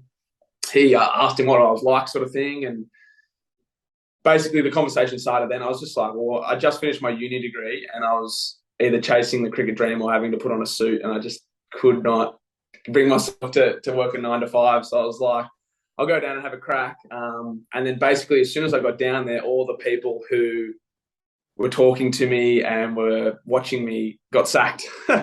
then they had the big clear out of Cricket Taz. So I got down there and I just moved into a rental, first time out of home. And then, yeah, all the people that sort of got me down there were gone. So I had to start from scratch. And I was like, well, I'm closer here than I am in New South Wales. So I'll just give it a go. And yeah, it took a little bit longer than I'd hoped. But yeah, obviously a great experience. I find that extraordinary, right, really, because people who will be listening to this show or watching on YouTube, I mean, they'll know you from TV, and like the truth is, you moved to Tassie, and there were, you had 2 years of hard work before you got a look in there as well, as you just said. Doing some research into this, look, this could be wrong, but someone told me that.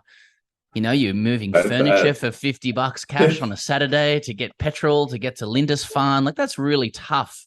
They're really tough yards. And to be sort of bowling for the Punjab Kings under, Kumble and playing with Liam Livingston and, these kind of guys, like that must be a very satisfying thing for you, especially looking back at the guys who made the second round of the New South Wales 17s, who probably play a bit of threes. Yeah. Yeah, exactly. Yeah, and I look back on that now, and I think there's like a it's almost like a recipe for the professional cricketer. You need to play, emerging blues or whatever it was, 15s, 17s, 19s. And I look back now, and at the time I was so devastated. I was like, I'm never going to play. I'm not good enough. I'm not big enough, etc.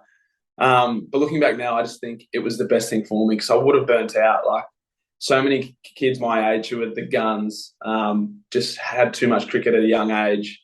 And burnt out, where I was fortunate enough to play a bit of club cricket. I was able to go to England and travel and experience all those things, where if you come out of school and you're on a rookie, you can't go to Europe and, party in Mykonos or do what, you know what I mean? You don't get those experiences. You go out of school, you're straight into a job, and you're under the pump of being a professional cricketer. So yeah, like, I look at the time, I felt unlucky, but I feel really lucky now that it's all worked out for me.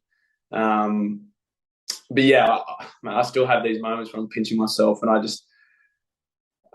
have moments, because when you're in the moment, you're playing and you're with all those people, you can't think too much about, how amazing is this, or it's this person, because then it sort of doesn't feel real, and you sort of get swept up in the occasion, I think. But I have these moments of clarity where I like wake up in the morning, I'm going, holy crap, like, or I'm, in a bowling meeting with, KG Rabada or all these people where I've just looked from afar for so long, and now they're, WhatsApping me, asking me if you want to go for a beer, and like, it's a whole different world, and yeah, just doesn't feel real. Yeah, dude, that's sick. You also said those, mentioning about England there, because you played a season at Banstead, right, in the Surrey Prem, where that's Rory Burns's club amongst other international players who played there as well. But were you going there to sort of progress your cricket, or are you going there to keep your luggage tags on your kit for a period of time, just to let people know you played a bit of stuff overseas? A bit of a circuit. Exactly right. Exactly. No, I literally went to get a free flight to Europe, basically. I really wanted to play, and I was good mates with Rory. I played with Rory in club cricket, so I got to stay with him and his family. And but I was playing on a Saturday, and we train on a Thursday. So from Sunday to Wednesday, I'd go. My best mate was playing in England at the time too, so we would literally just fly out Sunday, come back Wednesday, train Thursday, play Saturday. So yeah, it was unreal. Yeah. And all the way through to last week, Nathan, I'm sure you've been asked about this like a million times, but you were the central character in like one of the craziest finishes to a game that we've seen, that anybody's really seen, Lancashire versus Hampshire. It's just seemed like absolute chaos. I'm not really going to like describe the full scenario, because if you're listening like this far into a cricket podcast, you've surely got to know that, you basically bowled a no ball for the last ball, took a wicket, everyone thought it was over, everyone shot their load, and then you had to do it again. Mate, I don't know what angle to bring to it other than just to ask you like what the fuck happened, and how good was it to win it twice? Exactly. I only got the one medal though. I'm saying I got two.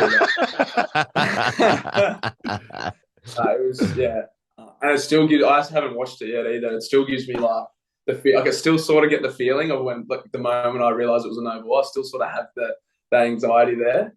But yeah, it was such like a finals day. Honestly, if you ever get a chance to go, or anyone that hasn't been that gets a chance, you have to go. It's 3 games. It was like beautiful weather. The Holly stand Edgbaston was like bouncing. Everyone was blind. Like, it was the atmosphere was unbelievable. And then obviously, you know, the fairy tale that was, it was, you know, a great day. But yeah, my biggest, I remember, because obviously the moment I celebrated, like in round here, like I was off to the bleachers, like just running and doing laps and giving it the big fist bumps. And I'm traditionally not a huge celebrator, so as soon as the no, I saw it was a no ball, my heart absolutely sank. But they say like the best cricketers are the ones that can like put what happened the ball before aside and focus. And that just was not me in this situation. I was thinking about people like seeing the celebration. I was thinking about like, oh, the fireworks are going off. I was thinking of our coach. He's a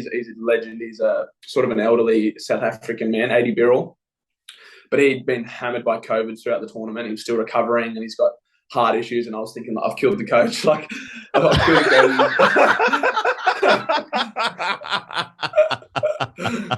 So I was not calm in the situation. I might have looked calm. My heart sank, and I was absolutely terrified that could be the most embarrassing loss of all time. So yeah, to win, and to be fair, I didn't know they had backup fireworks. There was more fireworks to come after we won again, and to win the way we did was unreal. And obviously there's some more drama with Lancashire afterwards as well. But yeah, crazy. Oh, that must be so. Lancashire were of the view that like that their players had made that second run or something like that, right? And then like that just must make this team song so much sweeter. Like the beers must taste so much better. With respect to Lancashire, do the same in reverse or whatever. And I'm thinking about James Vince. He must be having a great time as well. Also want to know like the field changed in between those two balls as well. Did you know that was happening as well? Was that just a master stroke? Just like, look, no one's going to know that we've changed the field, even though it was a no ball or whatever. I wish. Like, we just didn't even think. We just changed it. So basically, Vincey brought everyone in because obviously everyone had celebrated mad. Everyone taken a stump and run over and run around, all that sort of stuff. Like, and he brought everyone in. They put all the stumps back in, and we got in a huddle because we're waiting for the smoke to clear. And he basically just wanted. They needed, because it's a no ball over there in the blast. The no ball is 2 runs as well as a free hit. Yeah. So it meant they needed 2 to tie, and if they tied, they won. So basically, wanted to get everyone in just so everyone was aware of the scenario. We don't have anyone just sitting on the rope, and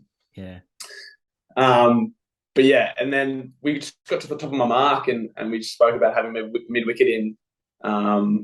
We just didn't think like it wasn't. Yeah, I don't know. I can't even remember if I had a mid wicket the ball before. Like that's where I was at. Like I was just trying to win the game, right? And obviously got the play and miss. And then Reggie Ben McDermott ran to the stumps, and it was the play was 4 meters past the stumps. He was standing at the stumps and took the bails. Like I don't know. I can't help but feel like they were clutching at straws a little bit there. And at the end of the day, they needed after the power play, they needed 6 and over, or 6.5 and over. Like it was, if that was the game, where the game was won and lost, it wasn't there, And there was a few things in our batting innings. There was a couple of issues. There was one point where they had too many fielders outside the ring, and we're yelling out to the umpires, the bowler's running in, and then the umpire hasn't seen, and they've realised after the ball's been bowled, and they brought him in, and then it was just like an honesty policy. And the captain was like, no. So there could have been a no ball for us there, and another ball, an extra. Like there's in every cricket game you can find runs somewhere. Oh yeah. But in that scenario, with the trying to say they ran 2 with the wicketkeeper at the start, like I just, it just I don't know. It felt like they're clutching straws a little bit. Sounds like just unbelievable pressure that you mightn't have even been aware about at the time. Like given, like you've celebrated, so there's potential you could have been turned into a meme where you've just celebrated and you lose the next ball, and then you're just about to kill the coach because he's had COVID and heart issues, and you're also a professional athlete. It sounds insane, but like I suppose it's almost indicative of your career generally. It's been a bit of a roller coaster, ups and downs, and moving around and stuff. But when you got picked up by Punjab in the second stage of the IPL when it moved to the UAE, were you expecting any sort of call, or did that sort of come out of nowhere for you? And where were you when you got that call? I was in quarantine, and at that point, so I'd just been to Bangladesh. I'd just taken the hat trick on debut. So I think obviously, there was quite a lot of traction in the subcontinent with that sort of stuff. But in the past with drafts, I'd been in the draft the year before, and I'm going to know now that every draft, every team will be like, oh yeah, we're interested just because they can. Why wouldn't they say it? But like when I first get into drafts and you hear that, you go, oh, I'm going to get picked up by such and such. But then every draft, someone says, oh yeah, we're interested in you, or we're thinking about it. And I'm like, well, why wouldn't they say that? And then you're not being let down. But yeah, this time, there's quite a few pullouts, and as I said, they were going to the UAE, and they just got the call, and I think I was potentially going somewhere else as well. I think it might have been KKR, but I was more likely to play at Punjab. So I'll just go there. And at that point, I was in quarantine and was going to have to go straight away again. So it was a great phone call. But then the next phone call was to the missus saying, you're going to be on your own for a little while longer. You mentioned the hat trick on debut for Australia. I like how you said that as well. And just in case you didn't know. That's amazing. That's an amazing thing to have achieved in and of itself, and probably rather disrespectful of me to then say, then someone asked you while you're wearing a watch. This whole thing? So how, yes. So how was it to take the hat trick, and what watch were you wearing? That like the whole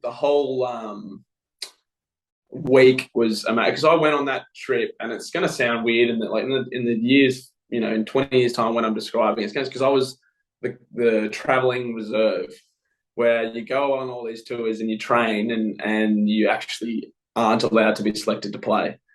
So we were in the Caribbean for 2 months or 8 weeks, 6 weeks before that. Couldn't play, and I was just there being a netballer, running drinks, all that sort of stuff. And then we had a couple of injuries, so then I came officially in the squad. I felt like I was bowling really well. We had centre wicket matches. It doesn't mean much at all, but I felt like I was bowling really well, and if I got the chance. And then we got to Bangladesh, and I was officially in the squad because I think Finchy hurt his knee, and Riley Meredith did his side. And basically, I got told it was a 5-game series, and so at some point you're going to play. So then I was waiting, and then got my chance. And the day itself was awesome. Obviously, it kind of sucks in with the COVID stuff that none of my family was able to be there, and that's sort of been the story. The progression of my career sort of aligned with the pandemic, right? So this whole time, all this amazing stuff's happened, and none of my family and friends have been able to be there or to see it. But it was really cool to have. I had like Wadey, he was captaining in replace for Finchy, and so to have him there was cool. And had Ben McDermott and a few other guys. I played with Moses Henriques in Sydney, and so it was cool to have them there. And the wickets over there were diabolical because there was some safety issues as well as the pandemic. We played all 5 games at the one stadium. And for a T, like usually you want hard, fast T20 wickets, it's 200 plus. And these were like, if you got to 3 figures, you win. So I bowled 24 balls, and I reckon 22 of them were slower balls. That was sort of, it was just fast off spin. And then I potentially, my first game, I didn't bowl as well as I'd hoped. But yeah, the last over, it was party time for them, and they were coming pretty hard, and I managed to get the captain, Mamadullah, and then it was into the tail from there. So I was just trying to do it. It was a great catch as well from Ashtonega for the hat trick, and I look back at the photos now, and again, it doesn't feel quite like it happened. Amazing.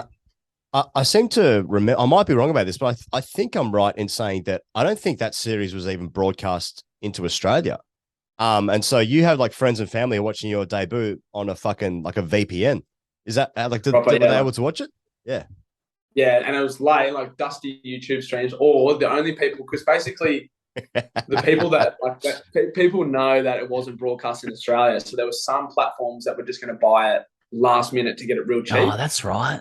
Yeah. And I can't remember. I think it was Sportsbet. So you had to. So all my mates who have Sportsbet accounts or don't, they had to sign up, put $5 into a Sportsbet account, and then you can watch Australia Game 3, Australia Bangladesh in Dhaka.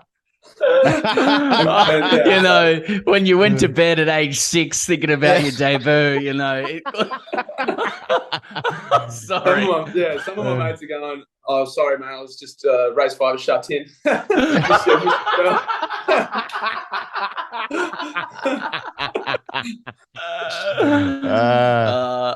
It's funny. Have you got any hat tricks before in life? I'm sure you got something in junior cricket. Yeah, I got 2 before that in like underage stuff. I've still got the balls. Sitting on home in a mantle in my bedroom. I think, you know, some could argue in T20 cricket it was a bit of highway robbery, but I'll take it. Oh, there's always going to be someone in cricket who does that. Yeah, no doubt about it. Yeah. Last over, was it last over? Yeah, bit of tail. Yeah. That's cricket. Sam Northish just hit 410 not out, you know. There's already 20 reasons why that's not a good innings. You know, because people are insecure. Hey, just on that, you know, you must I don't really know what you meant to say about this, but like, you know, the T20 World Cup's around the corner here in Australia. You have to imagine you're pretty close to the side. I know this. I mean, what are you going to say on this show? But you know, do you feel you're a good shake at making that 15? I don't know. I mean, I had a really great like the World Cup in the UAE. I was again the travelling reserve, so I wasn't in the 15, but it was one of the best experiences of my life, and it's made me like. Knowing that this one was up and coming in Australia, again, I haven't played in front of my friends or family, or I haven't played for Australia at home. So it's just made me want it so much more. And that was sort of the catalyst for me playing the Blast and trying to push for the 100 was just trying to play as much white ball cricket leading into this World Cup to put my name out there. I think like the perfect example was Josh Inglis last year. He wasn't in the Australian system and then dominated the Blast and did okay in the 100 and then now he's, you know, in the Aussie squad and you know, not looking like missing out. So that was definitely was one eye on this World Cup, and there's obviously a 50-over World Cup next year. And I'd hope I can just keep pushing my claim. And if I'm close, that's a good thing. And then if someone, you know, unfortunately would go down or whatever, I could be in the mix. But yeah, that's all I want to do, mate. Is imagine just playing a home T20 World Cup in front of your friends and family. Yeah, I imagine that wouldn't be on Sportsbet stream either. So you never know. You never know. There's a bit of money there. They got deep pockets. Oh, look, just on that. Sorry, just he goes. Just if I could just follow up on that. It's just a question that's come into my head. You're talking about putting yourself in the window and getting your name out there ahead of some of these big tournaments and using the Blast for that. That last ball for Hampshire to win the Blast at the like the pro cricket level or the industry level is, I'm trying to get these words right, but like, is the delivery of a no ball on what will be the last ball, would that outweigh the fact that you've actually iced it twice in terms of people's views of whether you handled that situation well? Because what I hear from most people is like, that's incredible. That's an incredible ability to actually gather yourself and then execute a wonderful ball to finish off, right? Or do people at the highest level go like, oh, you know, that was, you know, like the same guy who told you were wearing a watch when you took a hat trick, you know, like, but you delivered the Noe, you know? I think it's just a funny one. I think because no balls get hyped up, but obviously it's quite an entertainment, has quite a lot of entertainment value for the viewer when a no ball happens, you get a free hit. But I think they're a part. Obviously, they shouldn't be. It's sort of just a 1%er. But they are a part of cricket. So you can't. I don't want to ever go into a game going, I'm terrified of bowling a no ball. I don't want to bowl a no ball. It happens. But the thing we've got to be able to do is execute the free hit. That's the biggest part, because no balls are a part of cricket. In regards to, I hope that's not looked at as a under pressure. Yeah, like, well, do you think it helped or hindered your chances, you know, of making that Aussie side? Because, you know, it was a huge moment. And like for me, I was just like, that's incredible that you actually just got your cojones out again and just went back of a length slower ball.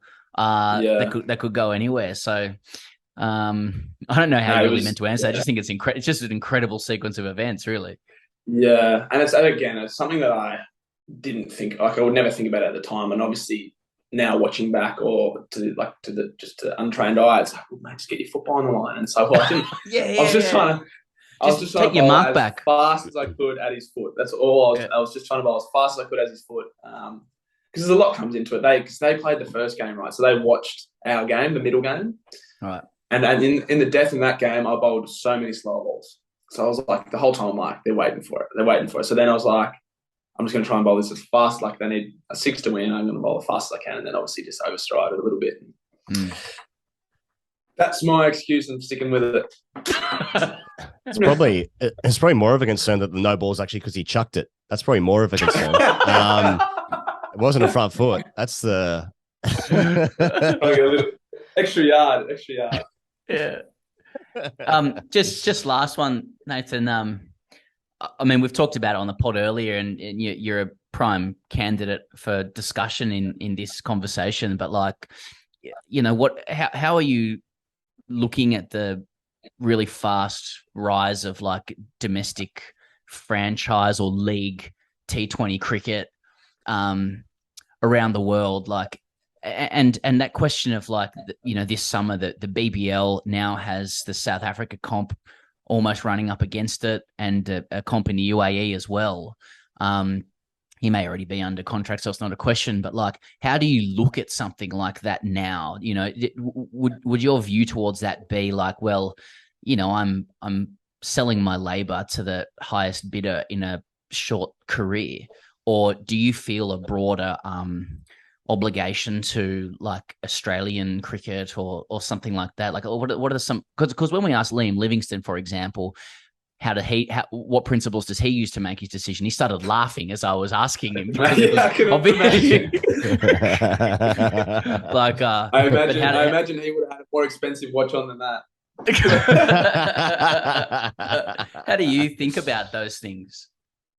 No, I think it's still sort of unfolding, I think, because I think, you know, there have been lots of leagues, you know, that were trying to start around the world over the last X amount of years that hadn't got up and running.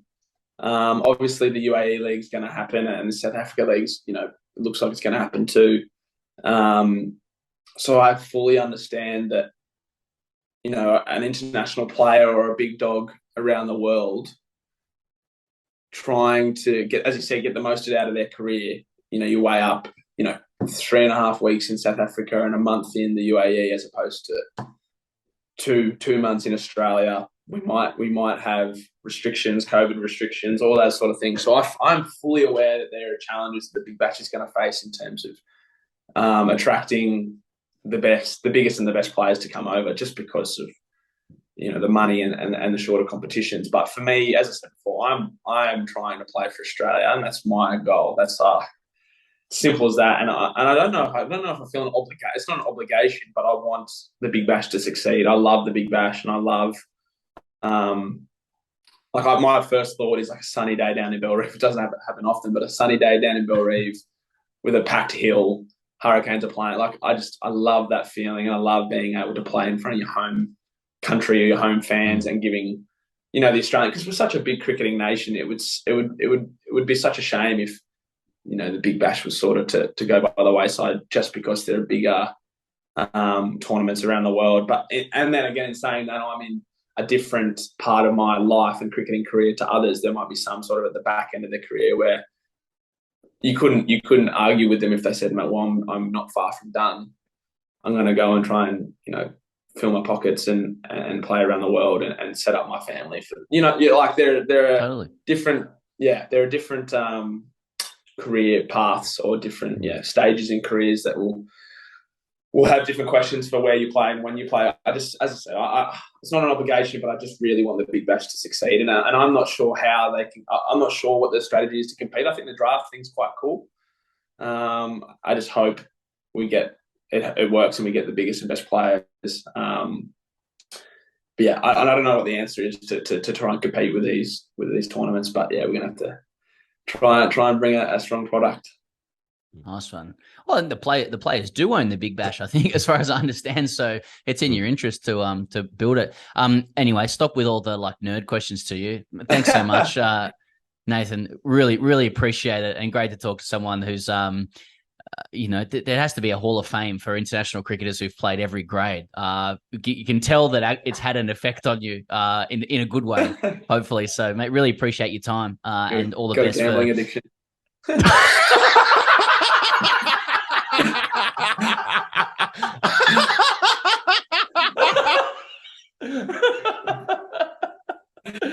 Thank you very much to Nathan for his time over there in the UK. Pez, we are now going to thank our sponsor, Manscaped. Now, we are about to embark on a journey. We're recording this on Sunday. Pez and I are flying out to India just for a couple of days on Monday. That day is tomorrow. And I am ready for absolutely everything and anything. I'm expecting not to sleep for a bit. People have already said in the comments across, Instagram posts, YouTube, Facebook, whatnot, a couple of tweets, a couple of DMs, that's going to be one of the all-time circuits, the Bangalore circuit with TGC in town. Yes, that is the case. Now, I am expecting anything to happen at customs. It could be a strip search. I could be interrogated. There could be rubber gloves. But you know what I'll be ready for? I'll be ready with Manscaped. Because I'll be streamlined. I'll be streamlined going through that customs check. Yeah. Now I'm not sure you're aware of this, but you might have to go through some monkeypox quarantining, because I've read that the other day going into Darwin. I'm just announcing this on the show, but do you know about this? No, I don't. It's what happens specifically if you come back from Indonesia. Now that's not different. That's India. It's a different place. Yeah, that's entirely. a different country, mate. It's a different country entirely. Don't get those so confused. But there's a monkeypox issue going on at the moment. No, wait. Am I getting two things confused? Is it monkeypox? No, let's look. Well, the most important thing is we need to figure this out on there. Because monkeypox this morning got announced as a global fucking hell. I'm fucking swimming now. Get paddling. Get paddling. Come on. Yeah, it's like it was a state of emergency globally. Love to see how World this Health comes Organization. back to why you must purchase Manscaped as a result of this news. Let's see where it goes. Let's see if I can bring this back. This is one of the all-time challenges. Go. So monkeypox is a global something. That's where we're up to. No. I'm thinking I might be. Yeah. So monkeypox, is a global state of emergency as announced by WHO this morning. All right. That's on Sunday. But I'm also getting those confused with foot and mouth disease, which is like, I think if you're coming through Indonesia going into Darwin, which is where you live, then you have to do some sort of quarantining. Now you're not coming through Indonesia, but you are going to Darwin. So use the code TGC. So, where I thought you were going with that was that, like, look, there's all manner of scenarios you may like to have your pubic hair trimmed in, and one might be if you have to endure a strip search. Is that where you kind of? Yeah, that's what I was saying. That's what I was saying. But then I had all this other information in my head about quarantining and customs and. Mate, there's a lot going on in my head. We're doing a live show in a day's time. Got to get a visa sorted. Got to print some shit off. Got to publish this episode. Got some other stuff going on. Well, there is a Manscaped product alert, mate. Insert is there? sirens here. Yeah, lads, you asked for it and they listened. Our friends at Manscaped are bringing the Ultra Smooth package to Australia. It's time to stop, drop, and order this premium shaving kit. Everyone knows by now that the Lawnmower 4.0 is the best electric shave for your balls. But if you're looking for a closer shave to go bare down there, and I am, then the Ultra Smooth package is the perfect set. It's time to shave that bush of yours and get right to the roots with a discount just for you. Get 20% off plus free shipping at manscaped.com with the code TGC. Are you in the market to go bare, Higgins? Well, it's not a bear market. I can't say I am. No, it's not a... Is it? Well, it was. If you're in crypto, it is. Yeah. It's a specialized... the Ultra Smooth package is a specialized groin shaving kit to help you buff, protect and smooth your most sensitive areas. He's like, what would you like for your groin? I'd like to shave the hair around there. Yeah, but would you like to buff, protect, and smooth it? You got your crop exfoliator, your crop gel. Men, you no longer have to borrow your lady's razor for that precise trim. Mate, I'm still thinking about one of the all-time worst ad reads I've ever done in the last 2 minutes, where I've invoked monkeypox, Indonesia, foot and mouth disease, India, you being in Darwin, and a live show in Bangalore. Mate. I don't know what the fuck's going on. My head's gone. You nail it. You nailed it. They're getting bulk minutes here, these coats. Yeah, they are. That's true. Look, I just want to look at the Ultra Smooth package. It's a 3-step kit to make your package the perfect package. Exfoliate, gel, and shave. What the fuck are we doing here? If you're exfoliating your pubes, mate, what are they doing to the industry? Mate, we've come a long way from just spraying a bit of a bit of Lynx Africa on your dick. Yeah, we've come a long way, haven't we? I used to spray Lynx Africa on my dick, and now I use the crop exfoliator, crop gel, and shave. And my wife really likes me.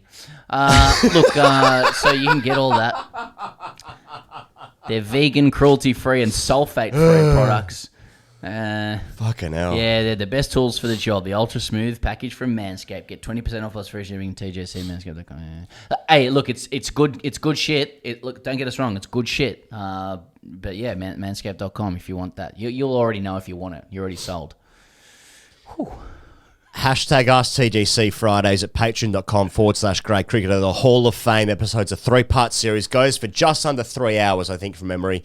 The top 25 questions that we've ever been asked on the 302 episodes of this program. Patreon.com/Great Cricketer. If you want that, it's $5 or $10 US a month.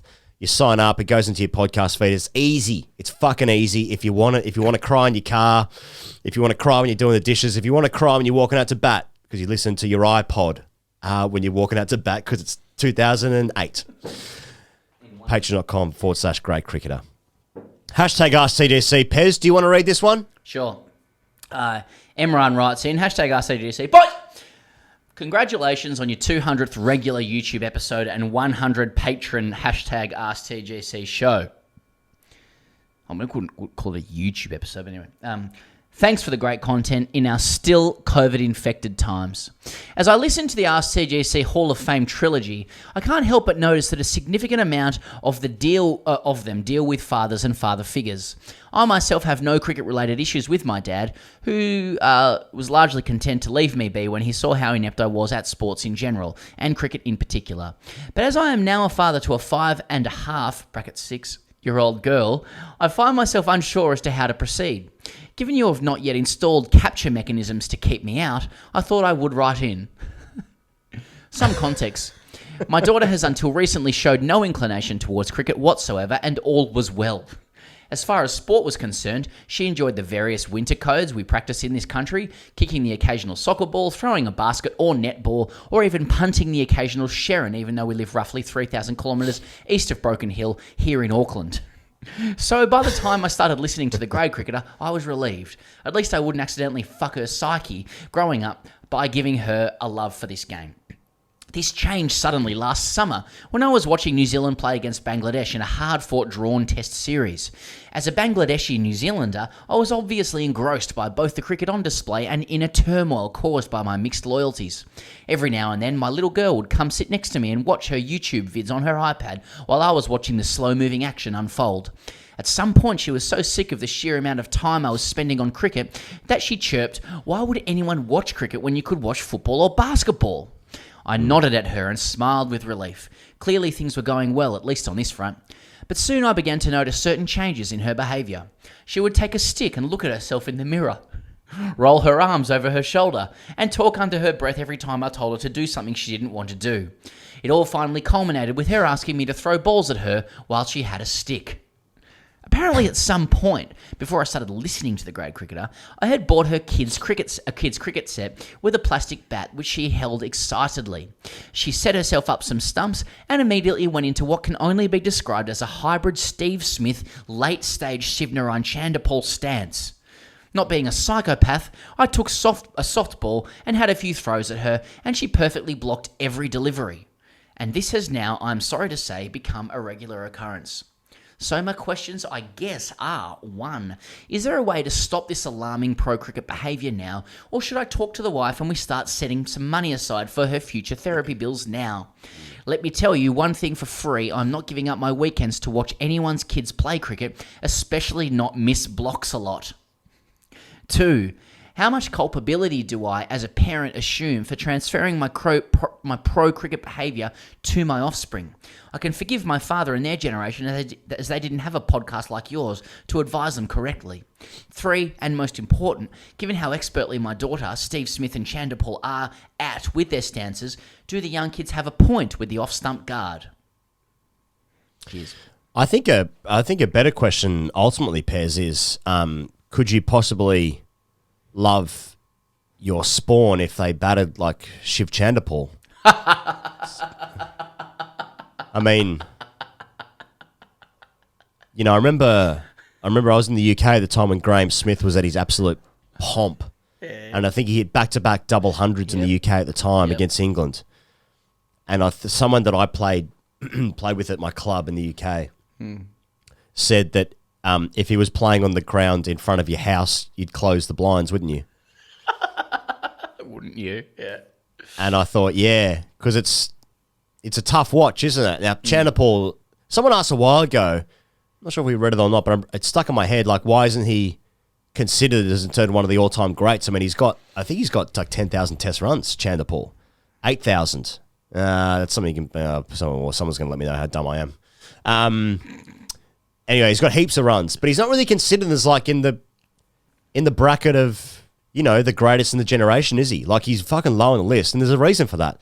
First of all, he played mostly with the guy who was one of the best ever, Brian Lara, so he's automatically relegated to like next cab. And also, it's just all very yuck, isn't it? It's very yuck. It's economical. It's dreadful. Dreadful. Absolutely dreadful. So, Emrah, I'm not really going to answer any of your questions, but I was thinking, like, if you had a choice, if you fathered a child, male or female, and then they became a pro athlete, you'd want them to perform in the right manner, wouldn't you? Like you want them to be Federer of tennis. Like, Federer's going to finish third all time, most majors, but he'll always be the best for me because it was the best looking. Because Djokovic is a coat and Nadal won all of them on clay, so it's you'd want your pro athlete child to be just fucking sensational on the eye when they perform. Yeah. Mate, I think you've really distilled the essence of this question, because if you flip it and the daughter we're accepting that she's potentially a cricket prodigy. Yeah. I think if you're 6 years old and you pick up a bat and you just perfectly block it, you know, that's like 6-year-olds can't really do that usually. And 26-year-olds can't do that. If that technique looks like AB de Villiers, then you know you're Richard Williams. You know, you're the father of the Williams sisters, and you're putting your kid on, and you're selling them to brands, basically. Yeah. And Nick Bollettieri's tennis academy and stuff. That's what you're doing. But if the child looks like Shiv Chandapal, then you know, you're putting yourself into therapy because you don't love your child anymore. You know, you're wondering, why do I feel nothing for this child? Yeah. So I see his problem, and that's why he's calling her miss blocks a lot and things like that. Yeah. I do like in this question how he sort of implies that her love of cricket is due to him, and it may be that she actually was just watching Kane Williamson bat or something and just went, this is great. This is great stuff. My dad happens to be This is really here. good. Yeah. Yeah. As for the off-stump guard, I don't mind it. You know, I don't mind the off-stump guard. I think it's okay. But I think the big question is, like, how do you come to terms with your child being Shiv Narayan Chandapur reincarnate? Yeah. Yeah, because yes, it's do you- 8 to how do 10. you Yes, it's 8 reconcile? to 10,000 test runs. Yeah, yes. And yes, it's happiness for your child delivering on her calling in life, which Right. is all you could ask for as Yes. a parent. Yes, it's that. Yes. But you have to watch it. Yeah. You've got to have be to- there for every single one of those 8 to 10,000 test runs. You have to subject it to the eye.